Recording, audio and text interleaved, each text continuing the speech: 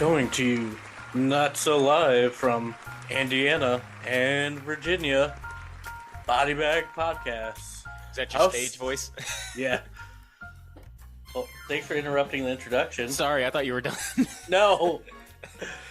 Sorry. Well, this is Body Bag Podcast. No, we can do it My again. co-host Chris Thomas. No, I'm a horrible I try co-host. something, you just derail me. Cool. I thought you were done. No, I could have led you in and here's your host with that cheesy announcer voice. Welcome to Body Bag Podcast, everyone. Excuse my shitty, can't read the room, can't play along with it attitude. And today we're going to be reviewing Late Night with the Devil. Late Night with the Devil was probably my most looked forward to movie for 2024 so far. It was until the couple of trailers that dropped this past week. How about we tag that in at the end? Yeah. Actually, we might forget. What were some of the trailers that came out? Trapped by M. Night Shyamalan, and then The Watchers from his daughter Ashana Night Shyamalan. I didn't see that one, but yeah, I did see the trailer for M. Night's new project, and as I was looking at it, I was like, okay, this seems interesting. If he's part of it, you gotta watch it because it's M. Night Shyamalan. He's built up some goodwill with me since Knock at the Cabin. And this definitely seems like a interesting premise. It certainly seems as though the father himself is the person there to stop. Yeah. So that seems like a pretty cool premise. But you know what? And what was the other one? The Watchers. I don't know if I saw the trailer for that yet. Yeah. But we'll talk about that at some other point. But we still have a full show today because we're going to have a spoiler-ish and a spoil-free-ish type talk about Late Night with the Devil. Yeah. But we did have homework. Just because it's a newer movie doesn't mean we didn't have homework. And I was given Hell's Carnival. Yeah, it was... you gave me No One Can Save You, and I gave you Devil's Carnival, just because it was just one of the other... It was just one of two musicals that I just kind of wanted to throw in the mix, the other one being Genetic Opera, which you reviewed. Yeah. This one was by the same guy. Same guy, so I just thought it'd be interesting to... Yeah. And don't worry, there's probably no more musicals going forward from now. I just wanted to get those two out. I just wanted to get those two out of there. I don't know how you are with musicals. Yeah, it was pretty good. All right, so go ahead. All right. Basically, this Hell's Carnival follows around three characters. John, a grieving father. Mrs. Merrywood, who's a thief. Yep. And then Tamara, who ends up in hell by her getting killed by her angry boyfriend. And they go to hell, which is basically, it's a carnival. Which I like that kind of premise. Yeah. I would love to go to like a hell-themed or a demon-themed carnival. Yeah. And Hell's Carnival. So it basically follows these three characters around as they all kind of wake up in hell. They each receive a ticket into the carnival. Mm-hmm. And John, the grieving father, the entire time, he's just looking for his son Daniel. Yeah, he lost his son. He's looking for his son. He meets up with Mrs. Merrywood, who she died because she was a thief killed in a police shootout. Yeah. So as she's going through the carnival with them, she's just taking stuff, anything shiny, basically. You could definitely tell it's a carnival, but it's definitely a carnival on a budget. Yeah. I'll just say that straight up right now. I don't think this had the budget of Repo the Genetic Opera. It had a budget of $500,000. Okay, well, you keep talking. I'm just going to look up Genetic Opera, see how much that was comparatively. But keep going. Right. So, basically, when you get the devil, and he's reading from a book of fables. Aesop's Fables. Aesop's Fables, yeah. And each of the three stories are basically concurring with a fable. 8.5 million, by the way, was Repo the Genetic Opera. So this one was pretty much 7.5 million, actually 8.5 million. So this was pretty much $8 million less. Yeah. So, Miss Merriweather, her fable is the dog in her reflection. Yes. Basically, she's so focused on getting her hands on anything valuable, you lose sight in yourself. And she starts playing this carnival game for the biggest diamond. She doesn't even realize the carney turns into herself. Hmm. And, as she plays a game of basically tossing a coin into a bucket, misses all of them. She's then stripped of her clothes and then whipped Whipped in front of the entire carnival. as a musical number plays. Yeah. Which, do you know who that was? Just out of curiosity, the one who did the singing number, which was a hobo clown. The Hobo Club? No. I don't know if you're a fan, but he's the lead singer, excuse me, of Five Finger Death Punch. Okay. So she's with musical number plays. And then the next fable is a toad and a scorpion, which follows Tamara, and she's basically in hell. That one's a pretty famous fable. Yeah, because she trusts her boyfriend who ended up killing her. So while she's in there, she meets a guy aptly named Scorpion, Hmm. locked in a cage. Subtle. Yeah, she frees him, and they begin to flirt like throughout the movie. Yeah, and if you don't know the story of Toad and the Scorpion, basically Yeah, Scorpion wants to ride on the Toad across the river. Toad doesn't trust him because he says, "You'll sting me," but he says, "Nah, if you sting me, I'll drown too because we'll sink." yeah, So they go across the stream, mm, stings him anyway, and he's like, "Why are you going to do that? We're both going to drown." And he said, "Well, it's my nature." yeah. And that's basically the quick gist of Scorpion and the Frog. And back to Tamara. So she's basically being flirted with by the Scorpion. She sees him kissing another person. She runs out, and he basically gets angry with her like most men in her life, and he talks her into trusting him. So she gets on his wheel table, Yep. what she throws knives at. That's his like carny thing. The knife throwing act. The first like three or four miss her, he's, and then the fifth one hits her dead in the heart, Yep, dead. and she's dead. Which is weird because they're already dead, but they're Yeah, now even more dead.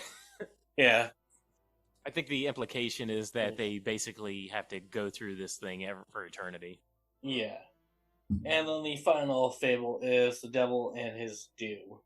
And this is about John and his grief, because John died because he killed himself. Because he was Lost a grief. son. He lost a son. He walks in and Satan's reading the fable to his son. Then, And I think this is the first. Is it the first and only song that the devil is actually singing? yeah. And then his son turns into a little fool, carny thing. And John basically breaks down and says, I don't want to grief anymore. And the devil's like, if that's the case, I'll send you to heaven. I'll send you to heaven. And he sends John to heaven, and his second command's like, why would you do Yeah. that? That's Would you? against the rules. Yeah. What would you do that for? We like suffering here. Yeah, and that's what the devil says. We're changing the rules. We're gonna put heaven out of business. Rally all the people. Basically sings the number along with the credits. Boom. And I have not seen it, but that does lead into a sequel called Alleluia, The Devil's Carnival, Yeah. which I have not seen. But don't worry, I won't make you watch it. But I actually did watch it afterwards. oh, all right. Well, tell me what you thought of the movie then. About a quarter way through, I stopped paying attention because I was actually focusing on schoolwork. So, Oh. but yeah. No, So no, I know. I meant yeah. for the first one, Devil's Carnival 1. The first one, yeah. That's what I was saying. What's your breakdown I for it? thought you were asking about the second one. No, the Oh, first oh, one I yeah. enjoyed. Yeah, Oh, yeah, I that's I good. thought this was a fun movie. That's good. Yeah, I I think have when I'm more up for a musical, I'm gonna go rewatch the second one. I have better luck with my homeworks for you than I do with my verses. Yeah. So to break this one down, technicals, I did like the cinematography in this one. It was pretty good Yeah, considering it was a maybe the smaller budget. budget. Yeah. Yeah, consider now that I know the budget, I was originally going to go seven, but with it only being a $500,000 budget, I think we gave it a 7.5. If you compare it to like Repo, the Genetic Yeah, Opera. So we go 7.5. And then story, I felt like it was a really well told way of mixing in like these older fables into this modern telling. Yeah, I didn't think it's something I never heard before of mixing hell and Aesop's fables. Yeah. So I'm also gonna give the story a 7.5. Hey. And then enjoyment looks at it was pretty enjoyable. I could see myself rewatching this. Mhm. Especially it is a short watch. It's like 56 minutes. Yeah, it's not a long sit through. Not a long commitment at all, so enjoyment would probably give it a 7. You probably appreciated that I gave you a shorter one. I was like, oh, that's nice, yeah. Some movies are just good as like an hour ish kind of thing where it's like you can Yeah. tell a whole story in about an hour. Yeah. So overall it's 22 out of 30. Hey, I'm actually pretty happy that you Yeah. liked it. Plus, there's not really a whole lot of people I know who know Devil's Carnival really. Yeah. So, Yeah. but how did you like if you were to compare it to Repo the Genetic Opera? Which one would you say probably edges out in terms of enjoyment? I think this one I liked a little bit better. A little bit better. Yeah. Yeah, they both have their moments. Yeah. I think the music is definitely better consistently in the Devil's Carnival. Yeah. I think it's better here than in the genetic opera. So Chris, I gave you No One Will Save You.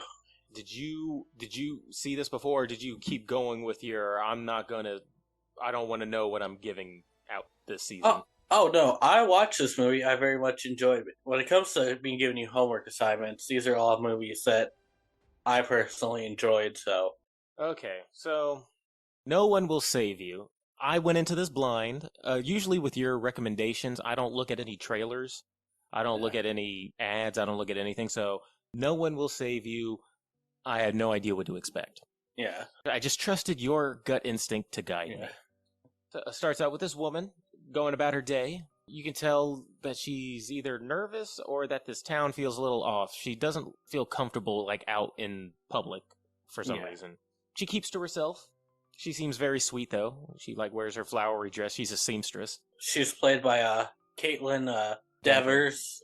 If you ever watch Last Man Standing, she was the youngest daughter. And Dave keeps giving me movies where I fall in love with the lead actress. Yeah, Cause she was very sweet, but in a different way than Erin from You're Next. yeah, She was very sweet, flowery dress. She had a very school teacher. She had that kind of vibe that the school teacher from Matilda that likes. She was very sweet. very much. She's one of those girls. Takes place in this current timeline, 2020s. But she's that type of girl that wishes she was back in like the 1950s. Yeah, you could. Yeah, she would be home probably in the 50s. Yeah. Sometimes I feel the same way. Anywho, we once in a while we see her like writing letters. She seems to be keeping up a correspondence with somebody. At one point, she goes out to a graveyard, so you can tell that she's lost somebody, and she's just very awkward. Like every time, Yeah. not she's not awkward. People around her treat her awkwardly. She goes back to her home, goes to bed. Power goes out that night, and her name is Bryn, by the way. Yeah. Brynn, Bryn. She hears a noise outside. She wakes up in the middle of the night. She starts walking downstairs, and what the fuck is that thing? she just sees this thing like in the shadows, kind of moving around, which I thought they were playing with shadows and keeping the thing hidden very well. I liked that. I said, "Damn, movie, this is getting tense. Playing with shadows, a lot of silent ambient noise. We might just get Yeah. along." And then I wrote in capital letters with a question mark, "Aliens?" I was like, "Oh, Dave gave me an alien movie. Okay." I thought it was gonna Yeah. be like it was gonna be another in the middle of nowhere slasher, and Yeah. no one can save you. Yeah. So this alien is in her house, just Yeah. rifling through her stuff like an asshole, just rifling through her things, and it's the way it looks is kind of like your typical gray alien, but they have different aliens have different sized limbs. Like you have some that are like very short, squat aliens, and you have other aliens later that you'll see with like these gigantic long arms. Yeah. But they all seem to have like the classic gray aliens with big eyes kind of look. So she thinks she's hiding. It's a good 10 minutes. She's hiding from this alien. It's pretty tense. Yeah. And then it attacks her, and it has telekinesis, so the whole house is going nuts. Yeah. And then as she's like squirming and trying to get away, she grabs something and then it stabs him in the head. Stabs him in the head, it goes down. And you know what? That's what he gets for being an asshole. Right. Coming Can't in, just come grabbing people. grabbing people, breaking shit, knocking her out. She got hit by a door. Yeah. Fucks her house all up. At 20 minutes, you start to notice, or I started to notice, that our hero, Bryn, hasn't said a word. And while I love that as an artistic choice, because she pretty much is silent throughout the entire movie, which I thought nobody talks, pretty much. Yeah. Which I thought was pretty interesting. I liked that, actually, as a artistic choice. But Yeah. in reality, at this point, there would have been a lot of cussing. And, like, in reality, like, a lot of screaming and cussing. Yeah. Anyway. She stabs this creature in the head. It's laying there, and she's just kind of stunned until morning. Like, kind of like how anybody would be once they found out, A, aliens exist, and B, I just killed one. The next morning, she gets up, cleans herself up, and she notices something wrong with the town. A lot of the lawns have these big circles in the middle of the yard. There was one, there's like a mail truck that was flipped over. Somebody's house was all messed up, and she goes into town. She's gonna go to the police. And she goes and opens up the door. She goes to the police, and there's this woman there who she looks mortified to see. And this woman just spits in her face. And I'm like, and then I sent a message. I said, okay, what did this woman do to this town? They're acting like she's the town pedophile. Why is everybody acting like she has the plague? And the woman, I believe, she is the wife of the chief of police. She's the wife of the chief of police, and she spits in her face, and the police officers and everybody just looks and then just goes back to their business. So you're like, what in the hell is going on here? All right, so she's like, all right, well, I'm getting out of Dodge. Yeah. So she gets on a bus and discovers that we got a body snatch situation going on. Oh, yeah. More and more people, she's starting to realize, are pretty much infected with whatever the aliens are infecting them with. She manages to get out of the bus, and she starts running. She eventually ends up at the graveyard again, where we see she goes to the gravesite of basically the person who she'd been writing letters to. Apparently, it was a friend of hers as a kid, died as a kid. Yeah. But she writes letters to her, just as a little keepsake thing to write. And a storm is coming on the horizon. Oh, yeah. At this point, it's a little bit later on, but she sees the way that these people are infected is that they have some sort of, like, alien bug in their throat. So it's time to home alone this house. Time to go home and home alone the house. Another alien scout party comes to try to find her, and they collect the dead body of the alien that was from last night. And another 10 minutes of them basically different aliens. They don't all come at her at once for some reason. They just go one at a time to try to, like, get her. Yeah. And they keep making these aliens look like they're, like, misunderstood or like they're trying to understand us, but then they do asshole things. Yeah. But these aliens are trying to, like, get in her head, and I think this one you start getting the flashbacks of her childhood, and you see why everything was the way it was, because... Well, that goes a little bit later, though. Yeah. Because at one point they try to take her into the woods. She gets dragged out into the woods, and it looks like she's about to be abducted, but she managed to get free. And she actually manages to blow up another alien. So at this point, she's killed 2 aliens. How are these aliens losing so badly, yet are still taking over the town? One person killed 2 aliens. Where's the government? Yeah. Where's the police? Where's the army? Yeah, is no one else putting up a fight against these guys? Because they don't look like they'd be that hard to beat. Like, and as much as I said I was loving this main actress, she was no Aaron from Your Next. She's not, like, capable like your Aaron, where when we get her backstory, we're like, oh, she's capable, she can handle herself, she was on a compound. This is a girl who kind of hates herself and Yes. basically exiled herself from town. Pretty much a hermit. Yeah.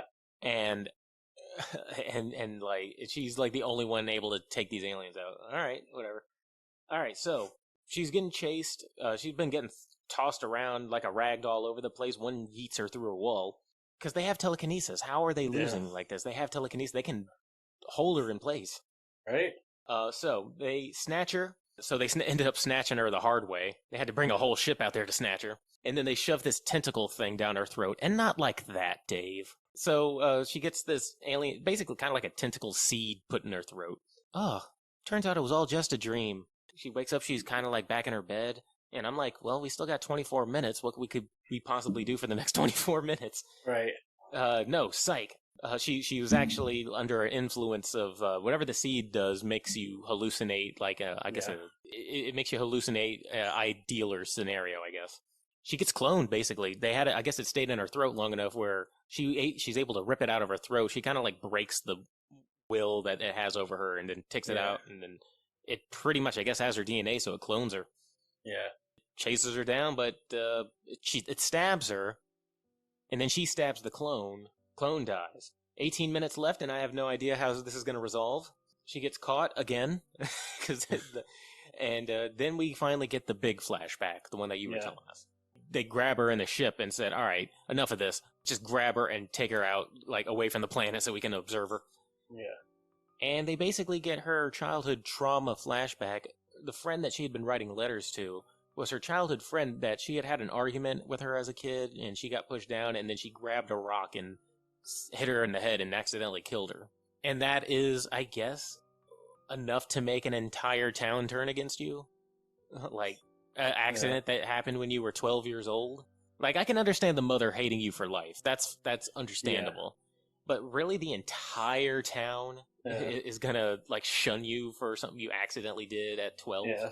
And so, as we're getting the flashback, the aliens are pretty much just watching her. Or just kind of having a conversation with themselves, like, all right, so what do we do? They send her back to Earth, unpossessed.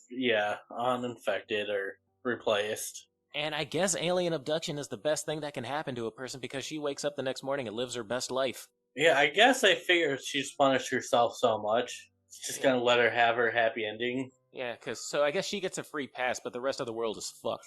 Yeah. You know, all the humanitarian work that other people do and everything like that, people who actually deserve to get... No, but this chick, she got over the fact that she killed her friend. So we'll give her a pass. Let her kind of live an ideal life in this town that is still infested with aliens. It's just all the people are like Stepford people. They just... Yeah, all super nice. They're all good, the people from Get Out. Yeah.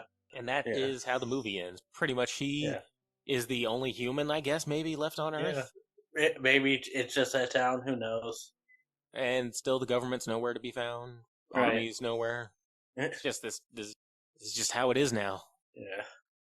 And that's no one can save you. Yeah. All right.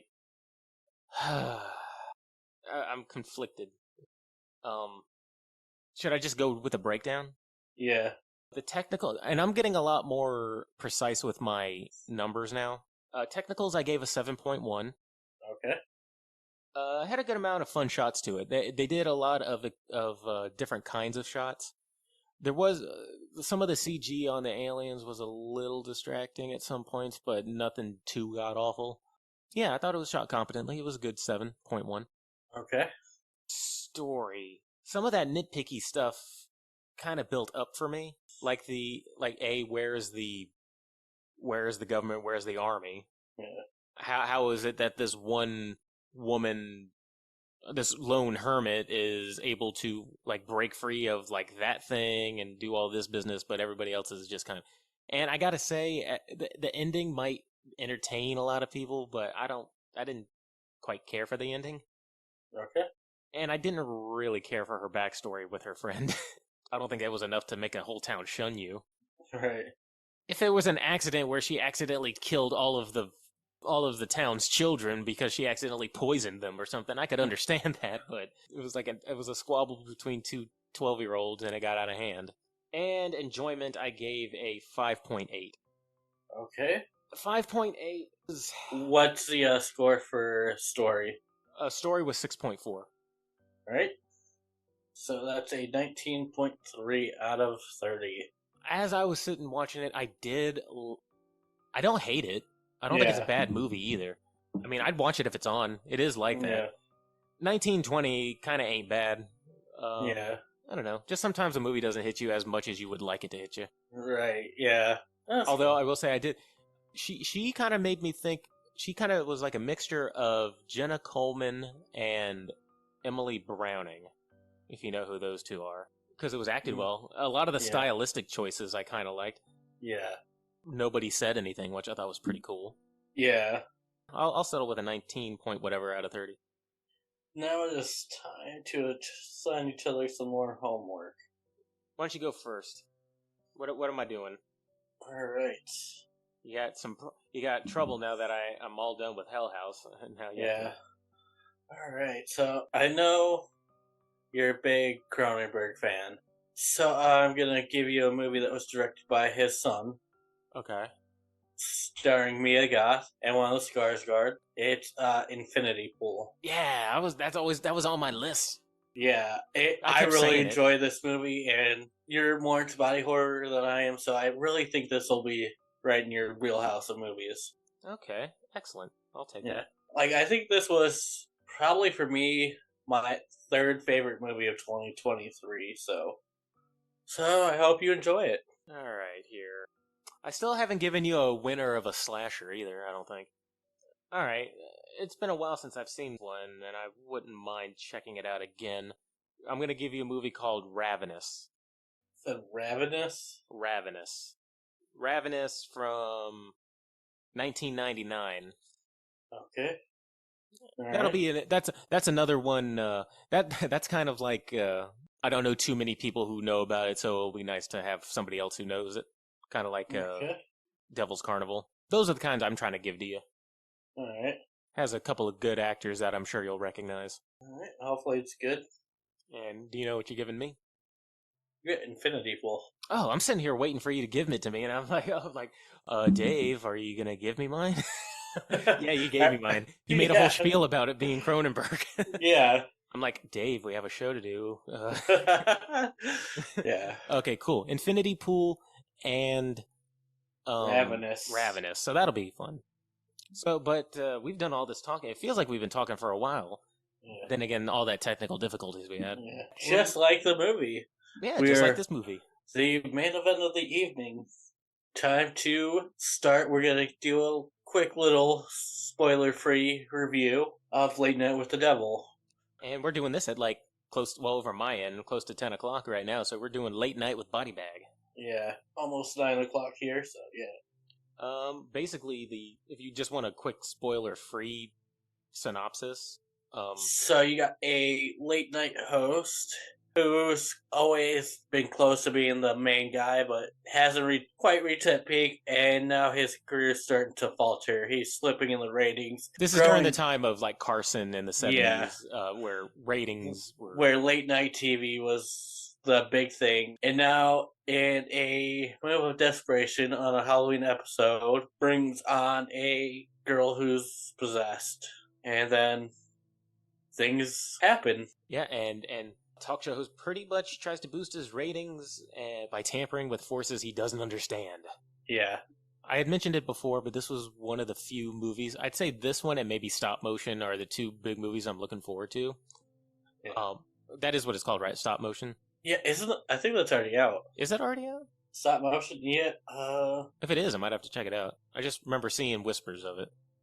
I don't even remember what the full trailer looks like, but I like stop motion. Yeah, there's a lot of good horror coming out this year. I was really looking forward to this one because I just remember coming across the trailer. I was just perusing TikTok, and I just saw enough of a clip of it, of a teaser trailer, to just be super interested. And I love that it's a '70s talk show. But stop motion right now, you could get on Amazon Prime for $6.99. Ooh, I'll have to check that out. But so, yeah, I remember you were the one who showed me the preview for this, and then I got really excited for it because it's different. And I'm really happy to see. I really hope I'm saying his name right. The main actor, whose name is David Dastmalchian, that's his name. Yeah. And I've only seen him in like little bit roles, like in big movies, but he's always a side character. Right. Yeah, I haven't really seen him star in anything, but I have to say, in this movie, he was phenomenal. I was glad that they showcased him and that he got a chance to like show his acting range because I thought he was Yeah, great.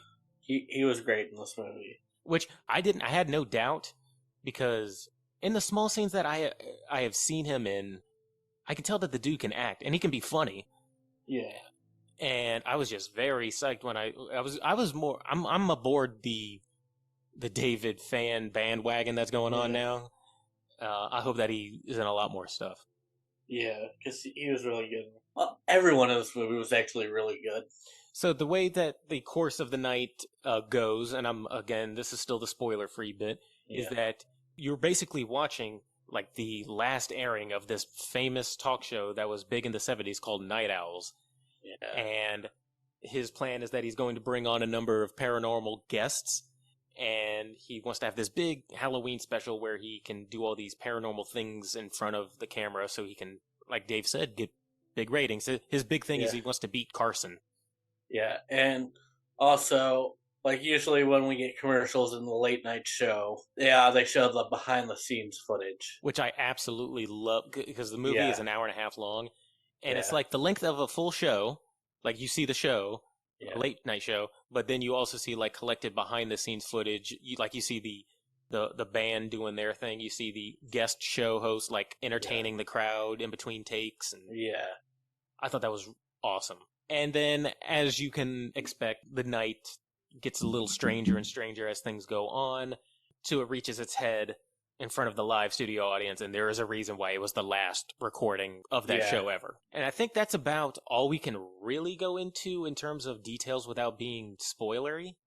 yeah. So But just if you guys yeah, haven't watched it yet, check it out on Shudder. And if you don't want it to be spoiled, turn off the episode now, go watch it, and come back. yeah. So just basic bare bones that you need to know is that it's basically a mockumentary type movie, Yeah. 70 with a '70s aesthetic. Do you want to give scores now before we go into the spoiler review? You want to do the score? Oh, just so if people like stop Yeah. now, they can be like, all right, well, this is what the score was. Yeah. I will give my score, and then I'll go into my explanation for it after the spoiler talk. Yeah. So I'll give you what my overall score is, what it is now. For technicals, I gave it an 8.1. Love the aesthetic. Story, I gave an 8.25. All right. And again, I will go into details for all of this at some Yeah. point, but the enjoyment, I gave an 8.55. All right. And overall, 24.9 out of 30. Which is high marks for me. Yeah. And for me, for technicals, I gave it an 8.5. Yeah, just a very good vibe. Just a And hair then, above mine, yeah. yeah, story, I went an 8. And then enjoyment, I went an 8.75. So we pretty So, much have the same kind of score. yeah, 25.25 out of 30 for me. So, Yours was just a little higher. yeah. Okay, so if you wanted to know our overall scores, those are our scores. But now, if you want to know why, we're going to go into some spoiler talk starting now. Yeah. Spoilers start now. All right, so do you want me to go ahead and tell you? I just kind of want to go ahead and explain my ratings Okay. because I desperately want to give this movie a 9. I really, really want to give this movie a 9. I give very few 9s out. Yeah. The Thing gets a 9. I think the only movie to maybe get a 9 on this show is The Menu. The Menu and I think maybe Last Night in Soho might be the two highest rated movies we've done. And I think that the reason why it is not a 9 is because of the last 10 minutes. Okay. Actually, this is a score. We were actually closer to the audience score on this one than the tomato meter. The tomato meter gave it about a 94, 95. Yeah, I thought it was really high up there. But the general audience consensus is kind of like us, where it's saying, It's in yeah, like the it's 80s, it's yeah. more like in the 80s. Like Yeah. it's really good, but it's not a masterpiece. It was a good showcase for David Dasmalchian. He's like one of the main reasons I want to give it like a 9.5. Like he Yes. was so good in this movie. Yes, his performance I think is a 9. Yeah. So let's just go through it beat by beat. Starting off with, did you like the '70s aesthetic, the way it is a '70s TV show? I did enjoy that. I was a little worried if I was gonna like that or not, but As somebody it, who it really just kind of hit with me. I was feeling the vibe. as somebody who's done I've done a lot of like background like camera work, and when I went to I did technical school for broadcasting, so that behind the scenes stuff was very familiar and was very Yeah. cool to see. Yeah. Um, I so much of this movie is perfect in terms of like the aesthetic and the fact that of what it is. I Yeah. love the whole setting for this thing. Yeah. The people. How about the acting? So we had David, as I said, he plays the late night talk show host. What was his name? I forgot off the top of my head. Jack Delroy. Jack Delroy, the host of Night Owls, and what we know about Jack is that his wife has recently passed. You have Gus McConnell, who's kind of like his sidekick on the show. Basically, that just kind of like a comic relief here and there to riff back and forth with each other. Yeah, and that's played by Rice Archuer. He doesn't have a Wikipedia page, so he looked kind of familiar, but I don't remember. I don't know if I've seen him in anything, but yeah, he was good. Yeah, and then we're just gonna go by like the order he brings them out, because then he brings on a psychic called Christou. Yeah, Christou, who's played by Faisal Bazzi. And why don't we just introduce them as they come on, and we'll say what happens during their skit. So he brings this psychic on, and he's like, "All right, we want you to do a reading." Does the basic psychic things. Look, does this mean anything? Readings, yeah. Does this mean he finds a mom and daughter who recently lost son and brother due to suicide or whatever? Right. And basically makes him feel good. And then he's like, you can see him starting to get a little bit worse. Yeah, he starts to get like a headache, like he's like something's bothering him. Yeah. And he starts getting like his head is starting to like hurt, and he's starting to say, there's like a presence here. There's a presence here. It starts with a M. It's a Billy, a Minnie. Somebody accept this reading. He's on the ground, like on all fours, like an excruciating, like pain, like asking someone. Pain. Yeah, for someone to. I guess you have to accept the spirit as trying to talk to you. So yeah, and no one does. And after about a minute or two, the spirit is gone. And then they have to go to commercial break. And then they go to commercial break, and basically, Christou throughout the commercial break is just basically trying to recover, basically. Yeah, regain his composure. Yeah, and is it Tony? You said Tony Delroy? Jack Delroy. Jack Delroy. Is the host, yeah. And Jack, for one, he's loving this because he's like, oh, the ratings are going to be great. That was a great performance. And he thinks this is like all part of Christou's stick. Yeah. He's acting up for the crowd. Yeah. He doesn't believe any of this is real. He thinks, so like the next person they bring on, Carmichael Hague, a former magician turned skeptic played by Ian Bliss. This guy's a dick. Well, I was going to say... But that's who his character is supposed to be, and he played it very well. He is put there for the audience to hate, especially if you're a horror or a paranormal enthusiast. Yeah. He's put here for you to hate him because he's just very nose in the air. This stuff very is nonsense. Condescending about any of it, yeah. But the guy who plays him, the way he plays it, there's a way that you can play an asshole. Sometimes you can play it to the point where you're just like unbearable, but he plays it to the point where it's like, I liked his performance. Yeah. Because it's definitely what you would do on a late night talk show is that you bring people on and then they argue like that. So he was a jerk, but entertaining to watch. Yeah. And basically he's offering $100,000 to whoever could prove without a shadow of a doubt that the paranormal exists. Yeah, and just being pompous about it because he's like, he's of the mind of like, there's no way anybody will ever just, like be able to prove the existence of blah, blah, blah. Yeah, he starts picking apart Christou's performance and everything he did.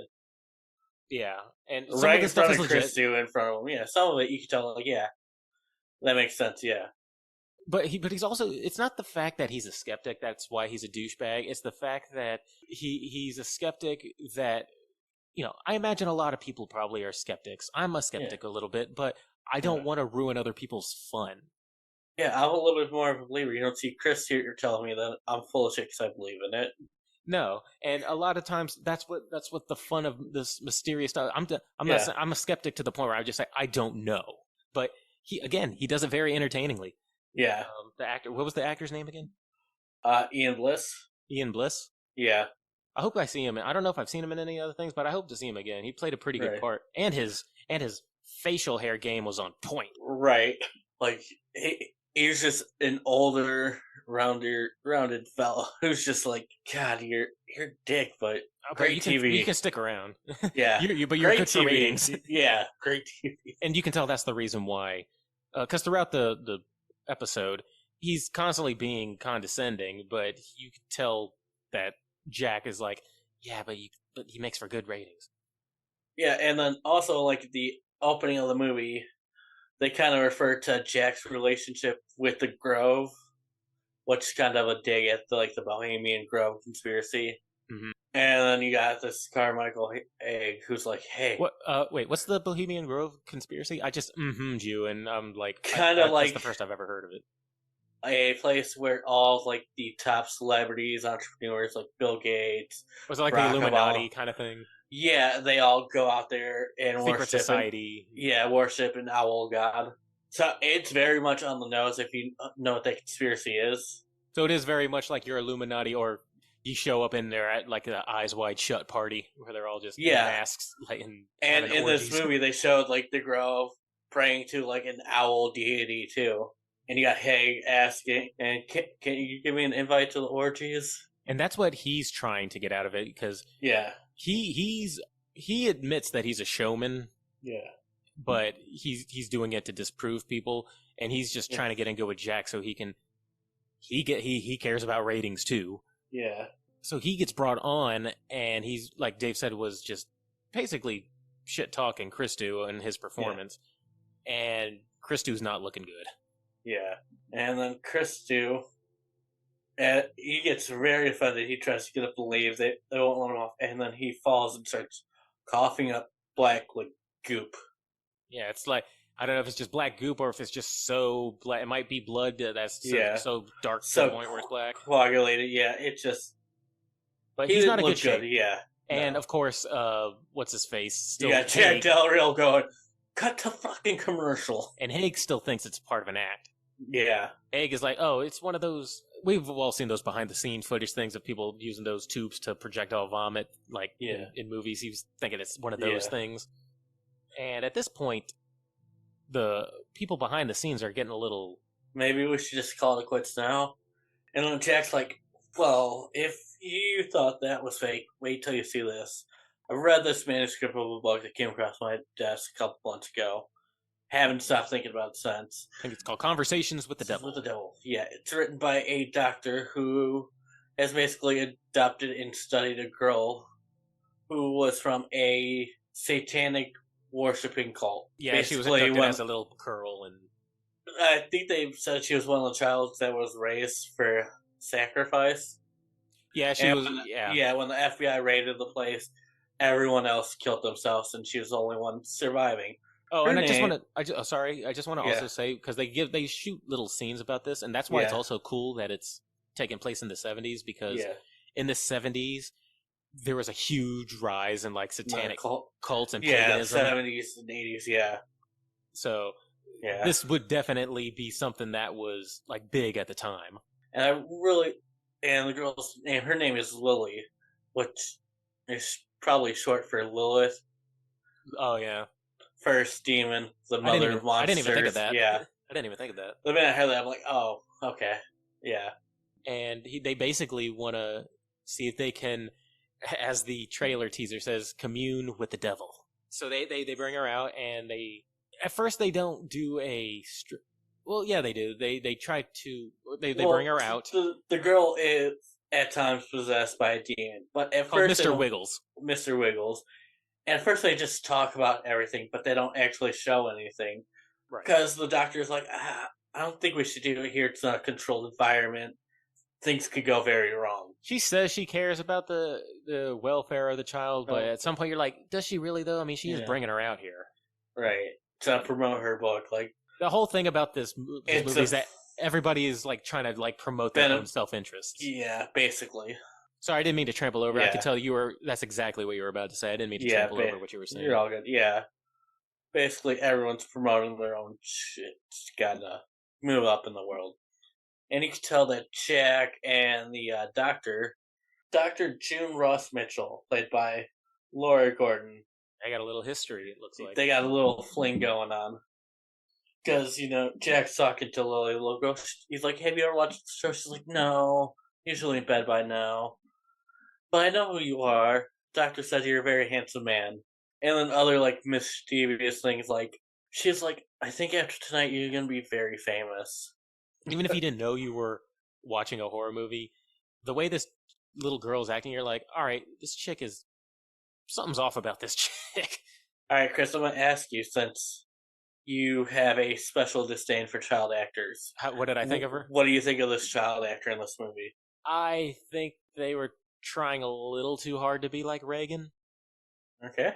I didn't hate her. She wasn't my favorite part about it.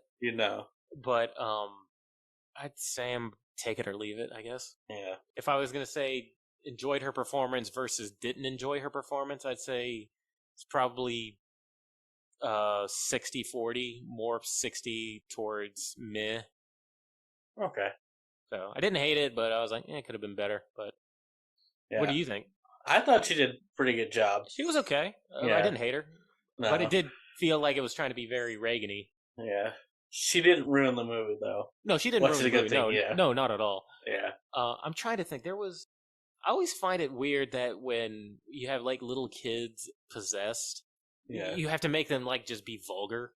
Right, yeah. And that kind of ticks me out, too. I've never seen a possession where the kid is talking. Well, Reagan kind of did it at one point when she wasn't saying, your mother sucks cocks in hell. Yeah. But she did have little instances where she was, I don't know.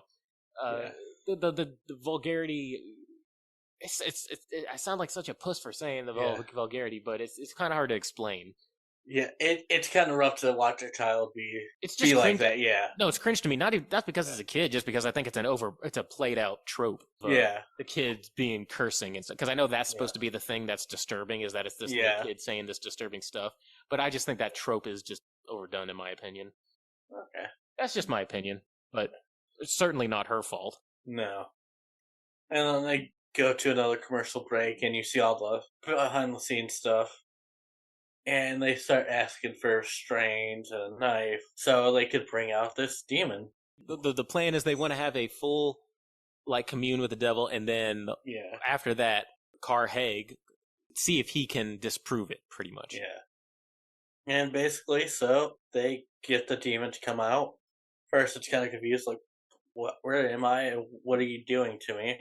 Complete with the whole voice changing thing. It's like her voice mixed with, a deep demonic voice. Yeah. And looks over, he says, good to see you again, Jack. Jack's like, I don't believe we met. Yeah, we have. At the Grove. Oh, yeah, at the Grove, yeah. Yeah. So, basically the devil's here, and he's talking to everybody, and to the point where, saying, your typical demon shtick, and then makes the chair levitate. Yeah. It stops, and everyone's looking at Haig like, there is no way that you can disprove this. Which, that's another thing that I like about this, is that because it's the 70s, an audience probably would, the showmanship with the audience would have been, they would have been freaked out seeing something like that. I think nowadays, people would be too, that's not real kind of thing. Yeah. But in the 70s, they were treating that as real. They went back to Haig. He's like, that was impressive. Great performance, but not real. And Jack Del Rosa's like, you just kind of seem like a guy that doesn't want to part with money. Yeah, because remember, $100,000 on the line here. Yeah. And he's like, no, I know what she did. I know exactly what she did, and I can show you. She hypnotized everyone, and I'm going to show you how she did it. Hey, Gus, get over here. Yeah. Gus, thank you for volunteering. Which, at this point, by the way, Gus wants nothing to do with any of this. Gus has been freaking out. He's done, but... And I think at this point, Christou has found out to be dead at this point. They found out during one of the breaks that Christou died on his way to the hospital. He had a brain hemorrhage or something from what happened when he was on. So he's can we dim the lights? And he's speaking smoothly to Gus. And then he hypnotizes him to think that he has worms coming out of his neck and out of his stomach. But as you're watching the movie, you see everything that Gus sees. Like you're hypnotized as well. You see the worms, see him coming out of his stomach. Audience is freaking out. Yeah, because he hypnotized the audience as well. So you gotta give it And to the guy. He knows how to do it. and then he sets his fingers, and Gus is there with his shirt open, but nothing wrong with him, and they're all really confused. Even Jack is in the back, like what happened? He's like, no, no, no, I saw the worms and everything coming out of him. So they go back to replay the tapes. They replay the tapes and basically shows that he hypnotized the crowd and everybody to see what Gus saw. I guess it was just power of suggestion. Yeah. Because on the tapes, when you watch it, you see nothing happening. You just see Gus freaking out. So you're like, well, if the tapes don't lie, why don't we go back and watch the tapes from Earlier. And the doctor's like, no, we absolutely can't do that. It's not good for her to see her like that. Because they didn't want her to see her own possessed state. Yeah. Kind of thing. And she's like, no, doctor, it's fine. We need to prove this guy wrong. It doesn't take a lot of coaxing. That's why I say even the doctor is for her own self-interest. Yeah. It doesn't take much to convince her. But she does act like... Between her self-interest and her thing for Jack. And she even talks to like Jack. She'll say out loud how she'll be like, oh, the safety of the kid is my prime concern. We need to get her out of here. But all it takes is the kid going, no, let's stay. And she's like, oh, okay. So they go back and watch the footage, and you see everything you saw the first time. And then Jack's like, hold on, slow down the tape. Slow down, frame by frame. You stop at one frame, and you see Jack's wife behind him. It was just like for half a frame, you see... Yeah, her spirit behind him with her hand on his shoulder. And this is where the movie gets interesting. And then you got Hay going, oh, well, now I figured it out. You've altered all the tapes. This makes good sense. You're in cahoots with the girl. Yeah. You're just trying to get ratings. Yeah, shame on you for trying to use your wife for ratings, Jack. And then... Night takes a turn. Yeah.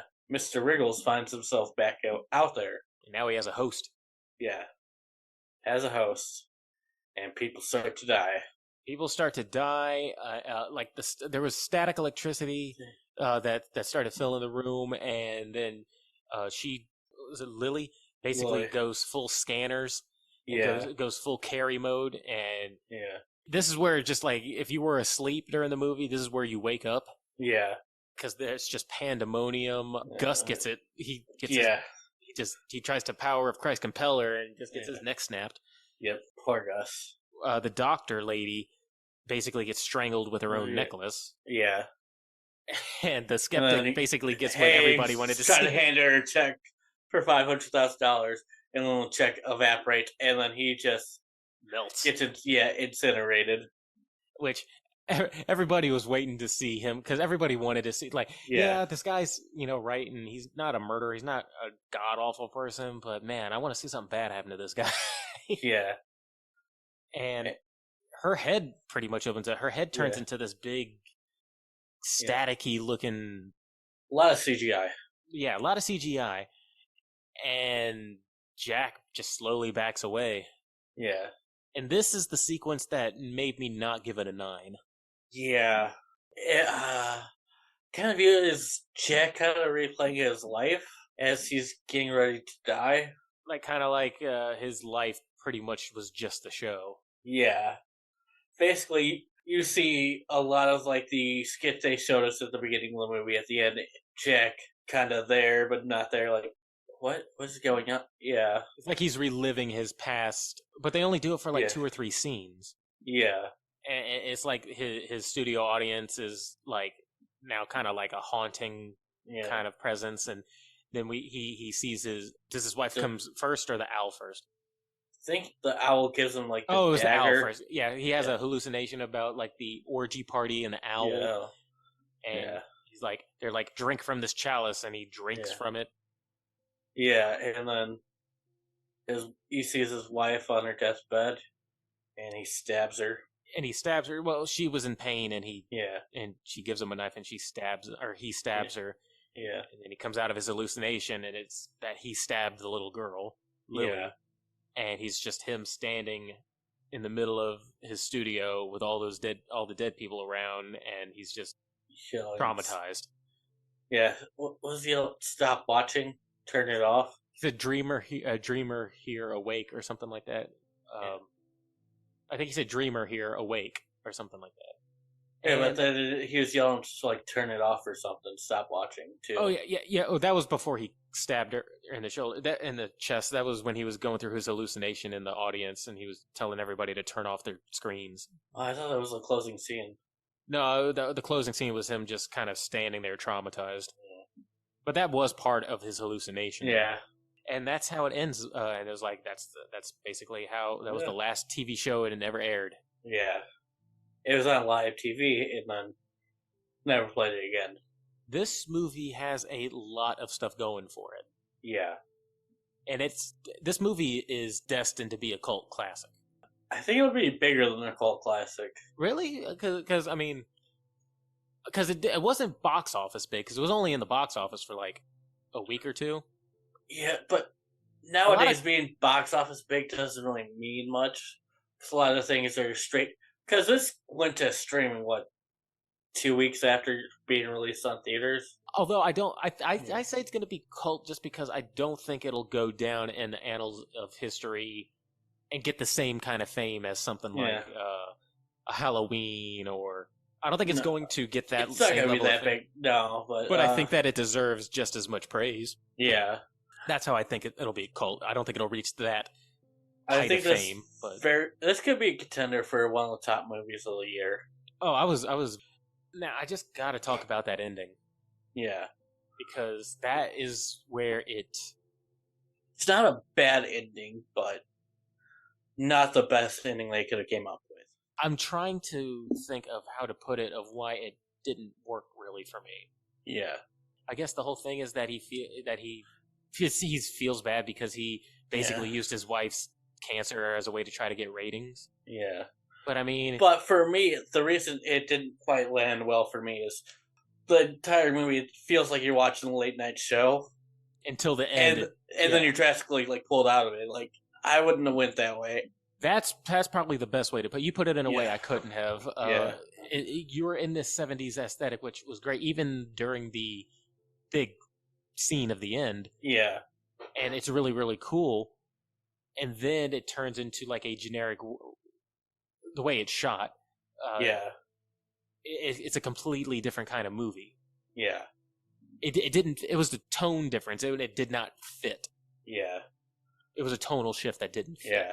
Like I said, it's not a bad ending. It didn't ruin the movie or anything, but plus, I felt like they could have done better at the ending. A lot of those hallucination scenes were in the trailer. Yeah. It made me think that he was going to be kind of hallucinating throughout the movie. Like he's kind of going crazy as the movie's going on, which I thought was going to be like the devil is making him go crazy as the show goes on. That's how I thought it was going to go. So those scenes that we saw in the trailer, I'm sitting here thinking, okay, the devil's going to make him go crazy. But at the end, it's just for a sequence that lasted about 5 minutes. Yeah. It just didn't work for me. And that's honestly, if the movie ended with like all the destruction happening and then it just like cut and said like that was the end of it, then it would have probably got more of probably a 9. Yeah, so the ending kind of cost a couple points, but overall still a very good movie. This is going to be in definitely my yearly Halloween watch. Yeah. That's going to definitely be making the rounds when it's coming in Halloween time. And was there a scene that stood out? Or a scene that you particularly liked? I think the hypnosis scene with the worms is probably a scene that is always gonna stick out with me. Because as you're watching it for the first time, you're like, "What is going on here? Like, how is this happening?" Like this, yes. Like, what? Like, is this where the movie gets into high gear? Like, yeah. And you're trying to kind of like figure it out. You're like, is Lily doing this and just fucking with Haig while he's trying to prove her wrong? Like, yeah. But I think I said my favorite scene wasn't even a favorite scene, but something that I didn't think I would like was a small little bit that they added into the movie was in between all of the stuff and the audience getting freaked out. you have Gus in between takes going and doing jokes for the audience. Yeah, that's try to cool. calm them down, and try to you have to get the crowd under control. Yeah, keeping the crowd from leaving. Yeah, which I thought was a pretty cool touch. That because I think you see it twice. Once where he's doing it, and the second time where he's more serious, but trying to put on a thing. He's getting more personal with the audience, just talk to us instead of joking with them. Yeah, so little scenes like that, I just kind of like. It's small, but I noticed it. So I could only find 2 rotten reviews on this one. And go ahead and say what the rotten reviews were. All right, the first one from Jessica Scott on We Who Walk Here. Late Night with the Devil could have been an interesting examination of power. Instead, it's a sloppy, dull movie that refuses to commit to its own format, aesthetic, or themes. No, it kept the same aesthetic pretty much throughout. It was just that last 10 minutes. I'm going to disagree with you on that, Jessica.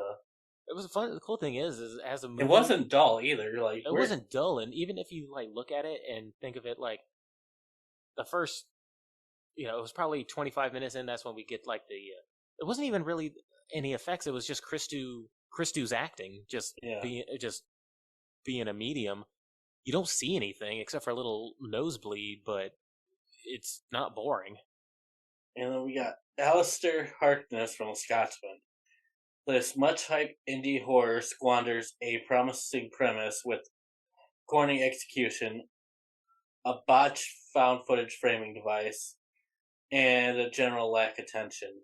I thought the found footage being a unaired late night talk show host was brilliant. That worked for me. I love that part. That was a found footage thing I've never really seen before. Something that was a 70s late night talk show. Yeah, and I could kind of see tension, but at the same time,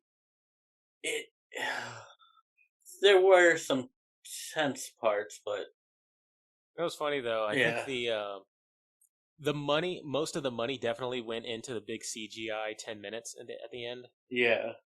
But that was the least interesting part of the movie. Right. All of the other restrained scenes and tense scenes were a lot more interesting than big CGI and props fest at the end. Yeah. But what was the audience score and what was the critic score? All right. Late Night with the Devil. The Rotten Tomatoes... The tomato meter has it at 97%. That's why I think that the tomato meters are just kind of out of touch with reality. Just because 97, it's a good movie, but I certainly don't think it's 97% good. Yeah, that's why I really, when it comes to Rotten Tomatoes, don't look at the tomato meter too often. I just do it for comparison's sake. Yeah, the audience score, which is an 81%, which is still really good. That's about. So what was our average score? Was it 20 something? I think mine ended up being a 25.25 out of 30, and yours was a 24.9 out of 30. So basically, 83% is pretty much what we gave it. Yeah, which is exactly what this is. 82, 83. So a good movie. Highly recommend you watch it. It only being April, but still could be a contender for one of the better movies this year. Yeah, I'll definitely put it especially for just horror movies. I'll definitely put it up there as a contender. Yeah, I'm happy with it, and it really was. I don't know if I'm just disappointed that I can't bring myself to give it a 9. Yeah, it happens sometimes. Yeah, and we appreciate you all for listening. Have a good week, everybody. Hey, everybody! Thanks for listening to Body Bag Podcast. Be sure to like and subscribe and leave us a comment as to what you'd like to hear us review, or any horror movie topics you'd like to hear us rant and rave about. And while you're at it, you can find us on Twitter at BodyBagPod and on Instagram at BodyBagPodcast. Thanks, and we'll see you next time.